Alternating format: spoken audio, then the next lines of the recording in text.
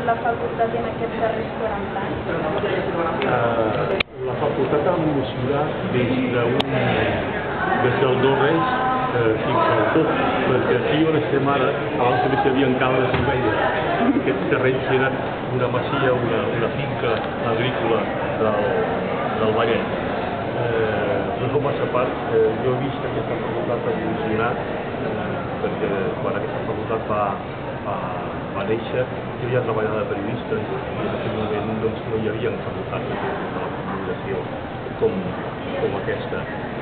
L'evolució crec que ha anat des d'un llistó molt alt posat des del primer moment en l'acadèmic, des d'aquesta facultat fa 40 anys, de situar-se a nivell europeu i a nivell internacional pel que feia a la recerca en comunicació. I segur que molts periodistes aleshores no creien que el periodisme, que la comunicació, que aquests treballs professionals fossin matèria universitària.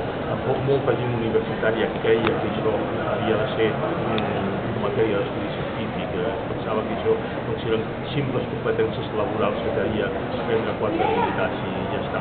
Jo crec que ha hagut un treball en l'acadèmic i en el docent, en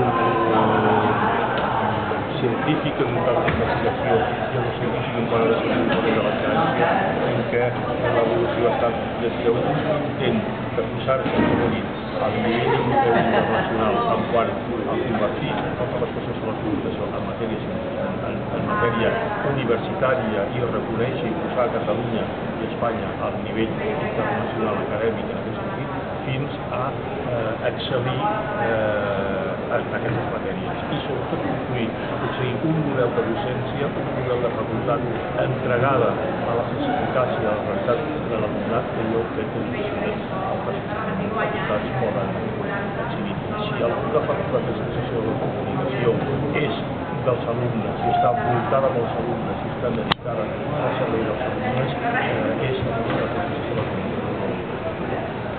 Quins canvis t'agradaria veure en un futur en aquesta facultat?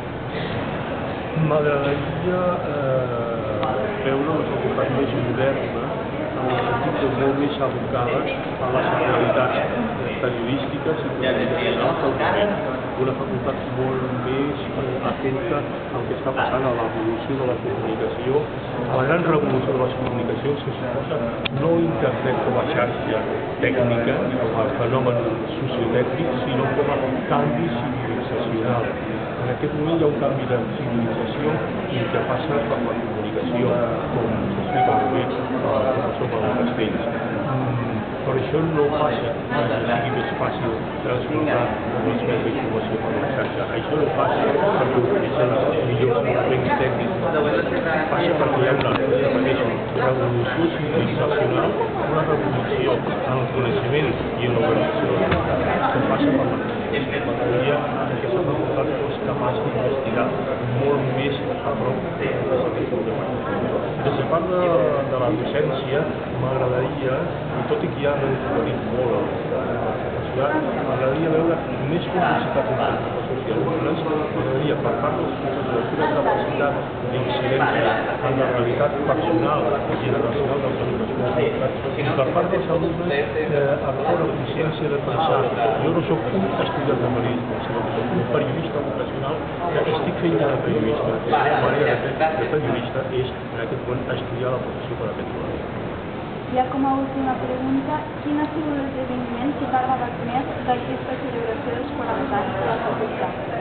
A veure, no sé si és un esdeveniment, però a mi la visita de l'Iñaki Gabilondo a la seva conferència em va semblar molt interessant perquè ell va parlar d'una manera molt franca amb tota l'audiència d'alumnes i alumnes de les realitats de la professió i jo crec que els alumnes van tenir la sort d'aprofitar aquest moment en què l'Iñaki se sent molt lliure de qualsevol condicionament empresarial o laboral per poder parlar, de veure com són i com parlen i com es comporten els periodistes de l'Estat. La millor lliçó que pot tenir qualsevol alumne de periodisme és aprendre com vam aprendre els que van haver de tenir quan hi havia facultat, que és estar al costat d'altres periodistes dignes de consideració i veure com es comporten.